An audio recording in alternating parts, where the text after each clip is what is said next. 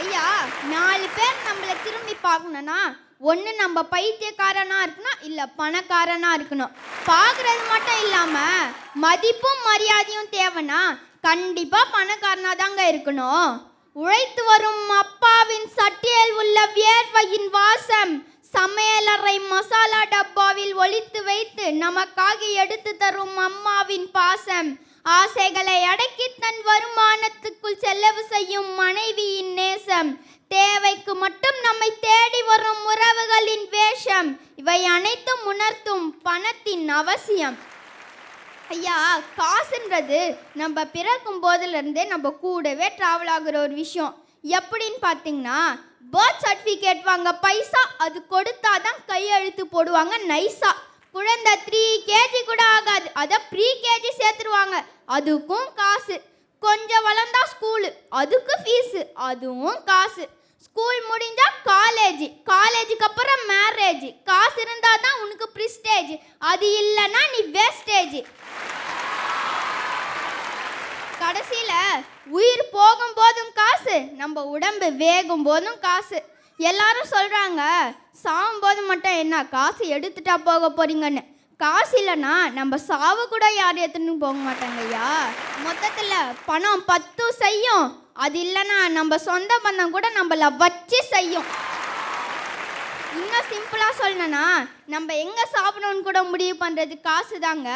100 ரூபாய் வச்சுட்டு இருக்கவங்க சாதா ஹோட்டலில் சாப்பிடுவாங்க, 1000 ரூபாய் வச்சுட்டு இருக்கவங்க ஸ்டார் ஹோட்டலில் சாப்பிடுவாங்க, கோடி கணக்கில் பணம் வச்சுட்டு இருக்கவங்க அப்போலோ ஹாஸ்பிட்டலில் இட்லி சாப்பிட்றாங்க. 3 கோடி ரூபாய்க்கு இட்லி திங்கலாம். காசு இல்லைன்னா நம்ம 4 பேர் பின்னாடி போகணும், காசு இருந்தால் நம்ம பின்னாடி 4 பேர் வருவாங்க. காசே தான் கடவுளப்பா, அந்த கடவுளுக்கும் இது தெரியுமப்பா. ஐயா, அப்படியே இங்கே கொஞ்சம் பாட்டை கண்டினியூ பண்ணுங்களேன். அளவுக்கு மேலே பணம் வைத்திருந்தால் அவனும் திருடனும் ஒன்றாகும். வரவுக்கு போகும் பொருளை எடுத்து வறுமைக்கு தந்தால் தருமமடா. பூட்டுக்கு மேலே பூட்டை போட்டு பூட்டி வைத்தால் அது கருமமடா. காசேதான் கடவுளப்பா, அந்த கடவுளுக்கும் இது தெரியுமப்பா. கைக்கு கை மாறும் பணமே உன்னை கைப்பற்ற நினைக்கிது மனமே. நீ தேடும் போது வருவதுண்டோ, விட்டு போகும் போது சொல்வதுண்டோ. ஐயா, வாழ்க்கைனாலும் சரி வாட்ஸ்அப்னாலும் சரி எல்லாரும் பார்க்குறது நம்ம ஸ்டேட்டஸை தான்.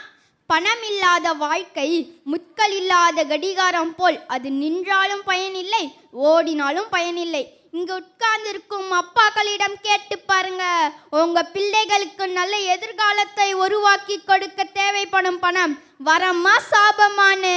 ஒருவேளை உணவுக்காக கஷ்டப்படும் ஏழைகளிடம் கேட்டு பாருங்க, அவங்க வறுமையை போக்க தேவைப்படும் பணம் வரமா சாபமானு.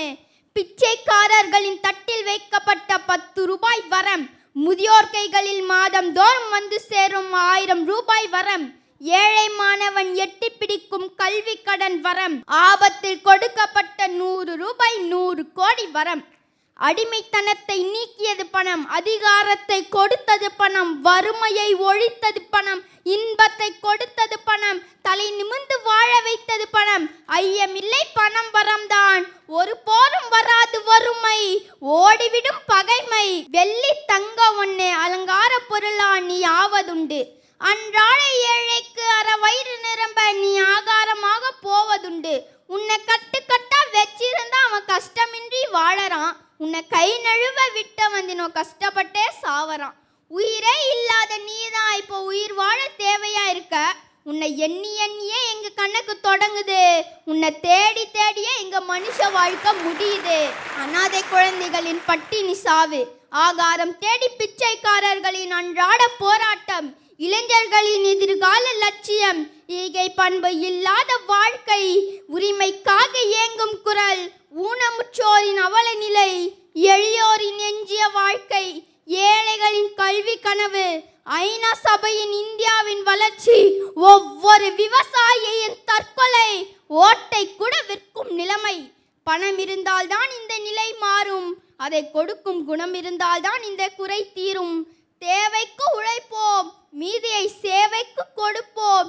இந்த அன்பு என்கிற விதை வளரட்டும் மரமாக, அதற்கு பணம் வேண்டும் வரமாக.